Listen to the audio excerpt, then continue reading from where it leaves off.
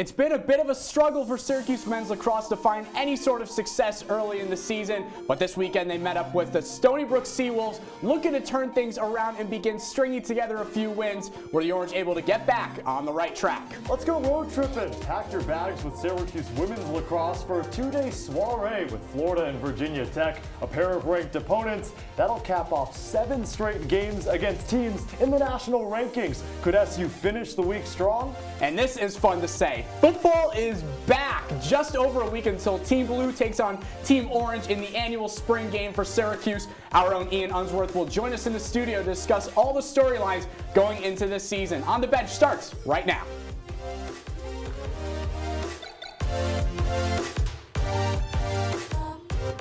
Hey, welcome into On the Bench. That's Cameron Ezeir. I'm Nick Zelaya. We've got a whole lot of spring sports, lacrosse and softball to get going to. But first, Cam, March Madness, weekend 1 is done with. How's your bracket looking? Awful. I've already ripped it up 3 times, and I have 6 separate brackets, so that should say a lot. UCLA, it's my only hope to win the whole thing. They're still in it. My team's still in it, Arizona too. And I actually am going to be buying Eggs Benedict in honor of Benedict Mathurin if Arizona wins the whole thing. So if you want to be in on that, we can do that deal. Yep. You're good for that? Yep, sign me All up. right, cool. Sign me Well, up. basketball season is wrapping up and lacrosse season is underway. But we start off with tough news coming from the Syracuse women's lacrosse team. Senior midfielder Sierra Cockrell is preparing to undergo ACL surgery that will keep her out for the remainder of the season. Cockrell had been out since March 1st with a knee injury and finishes the year with 5 goals and 3 assists. She was 5th on the team in points back in 2021. But why keep the headlines just on the hill? Because a former SU athlete just made extreme strides at the professional level. Former Cuse track and field All-American Jarrett Eaton won a bronze medal over the weekend at the World Indoor Track and Field Championships in Belgrade, Serbia. Eaton is Syracuse's only NCAA track and field individual champion, and on the pro indoor track, the former Orange can now add a 3rd medal to his collection. No surprise here, Tucker Dortovic has been named the ACC Offensive Player of the Week after his career performance against Stony Brook last weekend. Dortovic scored or assisted on 9 of the 14 Orange goals, scoring 6 of those on his own, which was the 4th time this year he has scored 5+ goals. Dortovic is the first SU player to receive the award this season, sharing the accolade with Duke's Brennan O'Neill. So Dortovic was unstoppable against Stony Brook, but it's not 1v10 on the field. There are other guys helping out the redshirt junior, and they helped out in a big way. Let's take a look at all the action. Syracuse and Stony Brook on Saturday. Syracuse 2-4 coming into this game. Stony Brook, they're off to a very solid start, 5-3 on the year, but the Orange, they were first to get on the board. Dortovic roaming around, and he finds Mikey Berkman, who puts the Orange on the board 1-0. But here was Dylan Ballinetti, the 2021 American East Player of the Year, ties it up. It is tough to save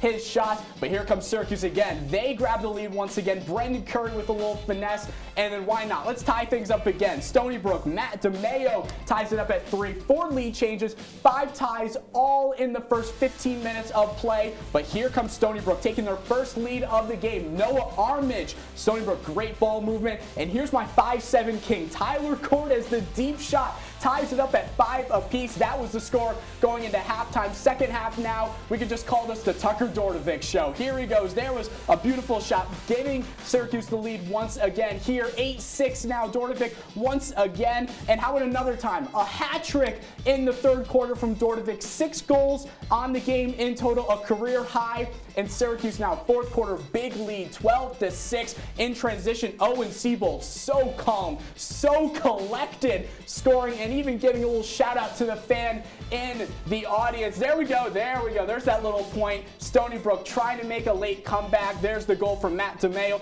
but not soon enough. Syracuse improves to 3-4 on the season, heading back home, and Nick Luttrell was down in Stony Brook covering all the action.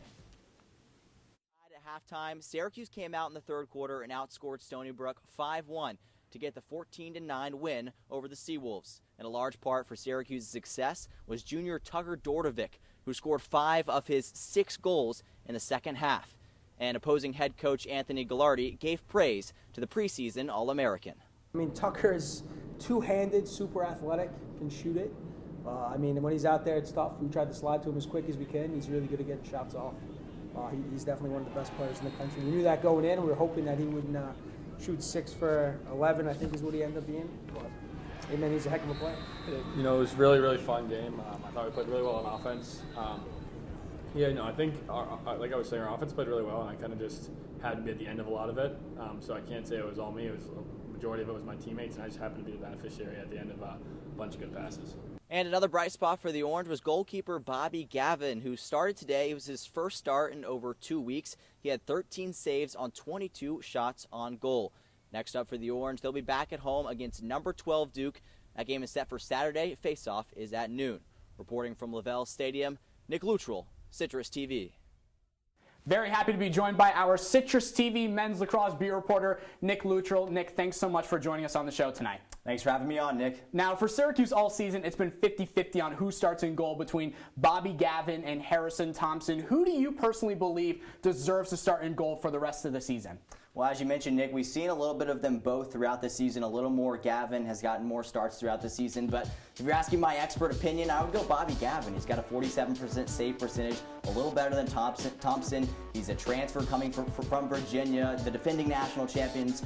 But I think Coach Gate's going to play them interchangeably throughout this season, and I think it's going to be okay. Tucker Dortovic has been ridiculous this season, posting career highs already in goals, assists, and points. What does he mean to this team despite Syracuse having a below 500 record? Well, as you mentioned, I think he's an incredible player for this team. He's 4th in the country in goals per game with just under 4 per game. We knew he was talented last year, but because he moved up to attack, we've seen a little more goals out of him. He leads the team in goals and points and assists, but he's also got a lot of talent around him that makes the Syracuse offense so special. Brendan Curry, Owen Siebold, Mikey Berkman, the list goes on. So it's not just Dortovic that's contributing to this team. And all this talent's going to have a tough matchup on Saturday against number 10 Duke. How does Syracuse possibly pull off the upset this weekend?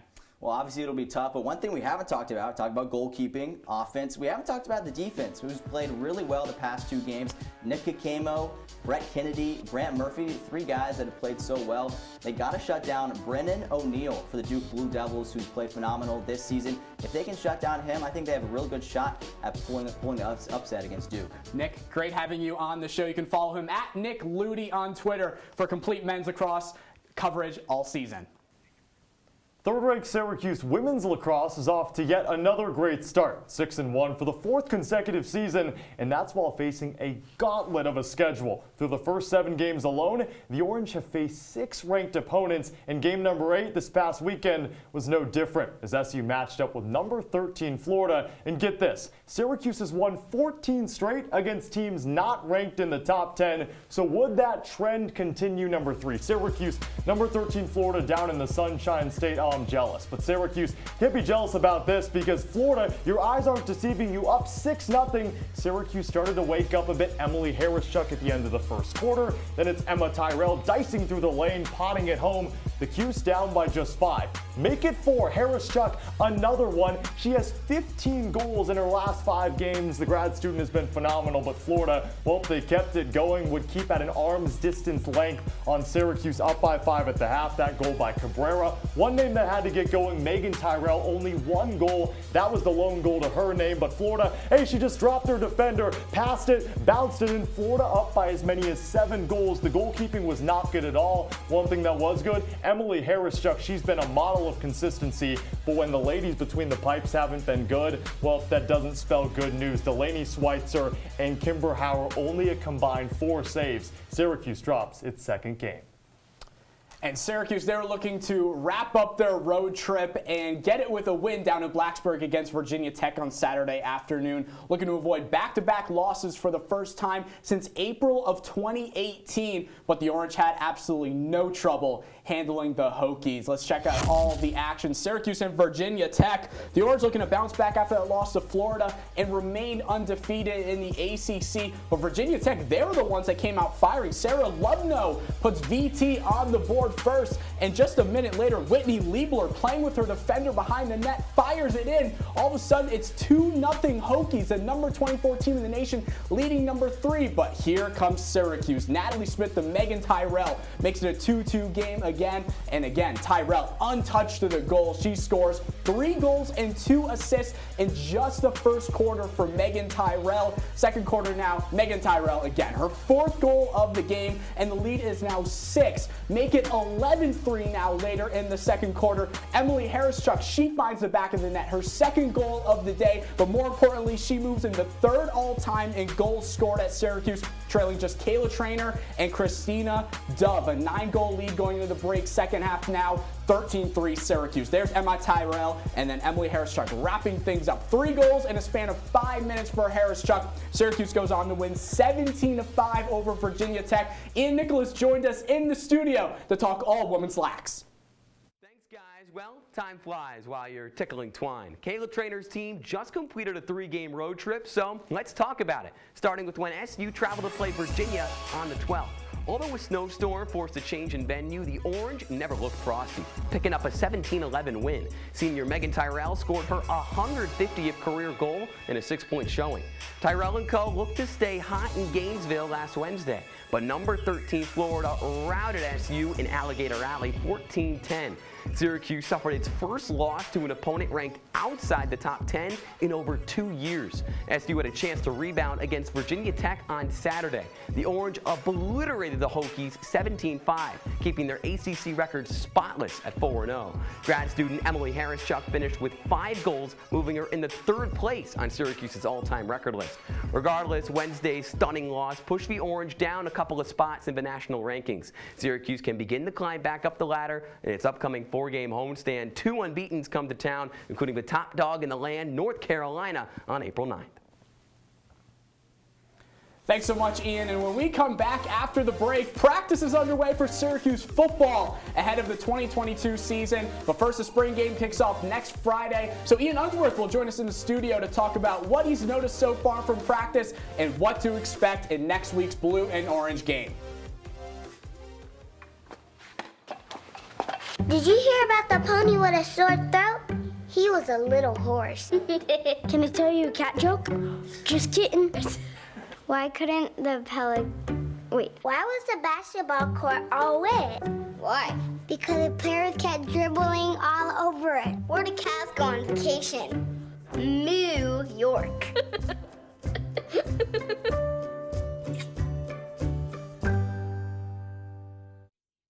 1 in 3 adults has pre-diabetes. That means it could be you, your favorite brother, your other brother, Yes. you, your football buddy, your football buddy, you, your plumber, Breathe right into your foot. your plumber's masseuse, Yes. you, your dog walker, your cat jogger. With early diagnosis, pre-diabetes can be reversed. Take the risk test at doihaveprediabetes.org. They told me a bottle couldn't dream. That I would never become a superhero.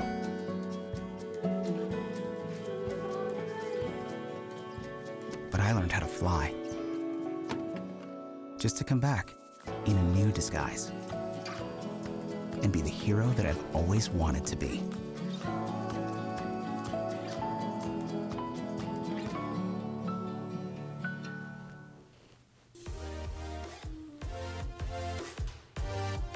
We're just warming up here on the bench. Cameron Ezeir, Nick Zelaya. The countdown continues until the start of Syracuse football. 165 days, Cam. I know it's still early, but who's the one guy you're most excited to watch this season? This is a tough one. The default answer is Sean Tucker, right? Give me Michael Jones. I want a little defense in my blood. Give me Michael. I like that. The star defender on the team. Well, Syracuse is looking to improve on a 5-7 season last year, but despite the below 500 record, plenty of optimism going into 2022. Sean Tucker, only 5 players above him rushed for more yards. Is that going to maybe be a launch pad into this season? Maybe he felt a bit disrespected, not even getting considered as the best running back in college football. You see the name Robert Anai. What about Jason Beck as the quarterback's coach? He was phenomenal at Virginia. Plenty of players returning as well, 17 to be exact on the starting line. That's got to be chemistry comes in a big factor there. But you were joined by Ian Unsworth, who had plenty of coverage around the football team. Let's take a look at that. It's spring football time for the Syracuse football team, and who better to talk about it than one of our Cuse Countdown analysts, Ian Unsworth. Thank you for being here, and I can see you're rocking the festive spring tie, which fits perfectly with the scenario. You know, it's happy, it's bright, it's got some flowers on it, but I'm ready for some hard-hitting football action, Cam. It's been too long. That's what I like to hear, and it has been too long because just a season ago, this is a Syracuse team that finished 5-7. Many Cuse fans would classify it as a disappointment. What are your biggest takeaways from last year? It was disappointing because Syracuse was so close to getting to a bowl game, but there's a positive to take away from it. Dino Babers finally stopped trying to fit a square peg in a round hole. Tommy DeVito's out the door, and finally the Orange are going full ground and pound. Garrett Schrader at the helm running the offense, and Sean Tucker in the backfield, the best rushing duo bar none in the ACC. Tucker this year is going to get serious Heisman consideration because he'll be fully unleashed with that 1-2 headed monster in the backfield. But Ian, fall season done, spring season underway, a few weeks into spring practice for the Syracuse football team. What have you seen so far that you've liked and maybe disliked? Well, there were a couple questions coming in. There's a new quarterback in through the transfer portal, Dan Villari. Could he actually compete for Garrett Schrader's job, a Michigan transfer? I mean, hey, that's a pretty good school over there in Ann Arbor with a great football program, if I must say. But no, Schrader is the guy, and he's working with a very big group of wide receivers. Some unproven guys in there have to replace Taj Harris, the receiving leader from a year ago. So Michigan State transfer, C.J. Hayes in the mix, Damian Alford, very tall, 6'5" guy on the outside competing for starting reps. Courtney Jackson is back, but other than that, there's a lot of unknowns with that crew. You're going to see a lot of those guys in the spring football game on April 1st. What are you looking for in that one? Well, we talk about offensive position battles. On the defensive side, a lot of holes to fill. The defensive line lost all 3 starters from a year ago. Josh Black, Kingsley Jonathan, and McKinley Williams all off to greener pastures, so young guys have to step up in those roles. And in the defensive backfield, 2 transfers from Louisville and Rutgers will step in and play big-time minutes. Whole lot of names, Easy and Unsworth. We just took a whole trek around the gridiron, but it's time to run the Orange bases. Let's get it.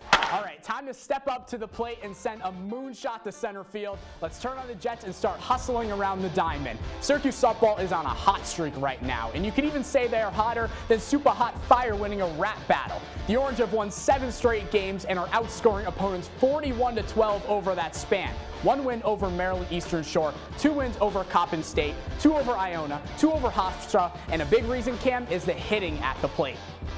Nick, what's better than sliding into second? What about keeping the pants clean and strolling into second base and beyond? Because that's been the trend of SU's offense during its last 7 games. With a microscope on the freshman Kelly Breen and sophomore Angel Hasso.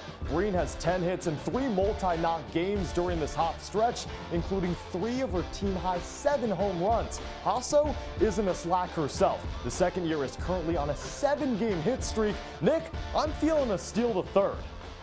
We might be getting to third base, but not many opposing batters do against these Orange pitchers. Summer Clark, Ariana Adams, and Lindsey Hendricks were dominant over this undefeated 7-game span. Adams and Hendricks both posted sub-2 ERAs, and Clark, who already was having a great season, only added on to it, giving up just 2 runs and striking out 11 in 3 games. Hendricks and Clark are now combined 12-3 on the year and are vital to this team's success. Cam, it was an all-around effort for Syracuse. So has this running. 60 more feet. Finish us up. Nick crossing home and met by the entire team. Gatorade and bubblegum showers for all. A walk-off week for the Cuse, which materialized into 41 runs, stellar play on the bump, and the Orange a chance to up the win streak to 10 in a 3-game set with Georgia Tech this weekend. Plus, Nick, we haven't mentioned that this Orange team, they're 17-9 this year. Pretty impressive start, to say the least.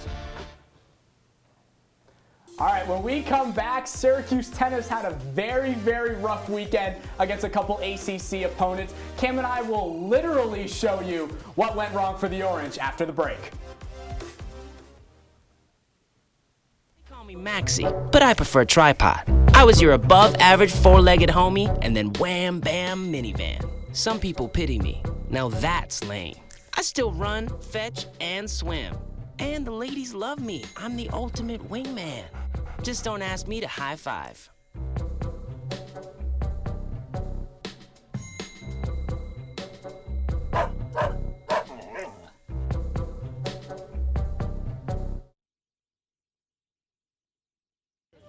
Leaving hot coals improperly extinguished can cause a wildfire. Hey guys, it's Smokey! It looks as if Smokey is going to use the drown, stir, drown, and feel technique. After the first drown, a good start.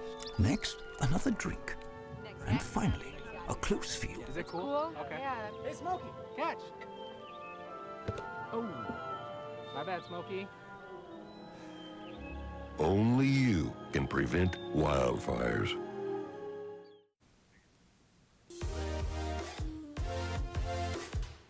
Welcome back on the bench. That's Cameron Ezeir. I'm Nick Zelaya. Cam, I know you were a solid tennis player on the West Coast, but I know you hung up the shoes. What was your career record before heading to the East? Such a big compliment. Solid. I don't know if I'd classify it like that. I think my coach would just say poor footwork and you got a bit lucky. I'm going to go 15-2, but it was most 15-2. It was most likely 15-25. You had to be ranked on Max Preps then. Nope.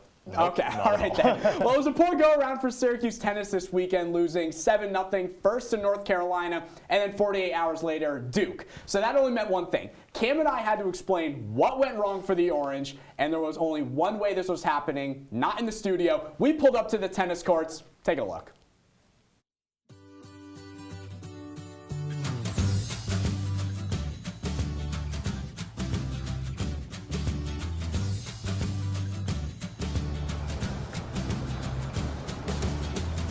Well, Syracuse plays indoors. We, Cam, are going to enjoy a little sun, playing a little tennis outside. We've got the headbands on. We've got the short shorts. Are you ready to go? I'm locked and loaded. I'm ready to show you how it's done. Let's do it. Let's get it. Let's get it. First off, one thing Coach Limam has emphasized with his team is to be aggressive at the net. And against UNC and Duke, that was more a bit subpar.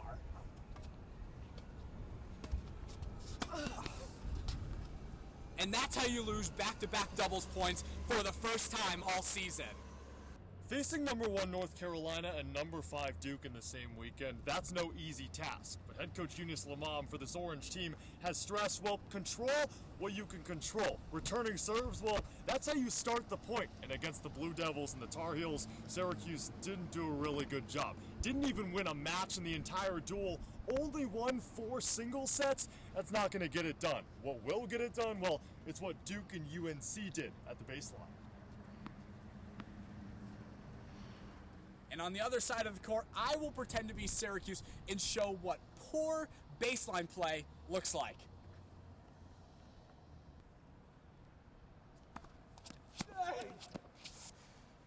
But it's not all negative news for the Syracuse tennis team. The positives, the Orange are really good at keeping their composure, especially a few youngins on the roster. The freshmen from Japan, Shiori Ito and Miyuka Komodo, they never seem to be out of the point.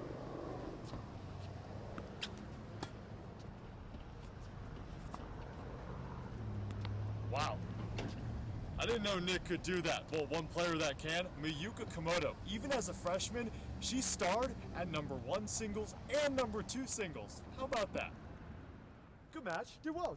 Yes. You're lucky I wasn't warmed up. You're pretty good, though. I'm not going to lie. Thank you, but I will say there's a conference that's so much better than me. 6 teams in the top 25 in the ACC, and Syracuse has to compete in it. And one of those is coming into Syracuse on Friday at 4. That's Wake Forest. But hey, I think we look better in suits. Do you want to go back to the studio? Let's do it. I'm getting a little sick of this. It's a little chilly out. Let's go.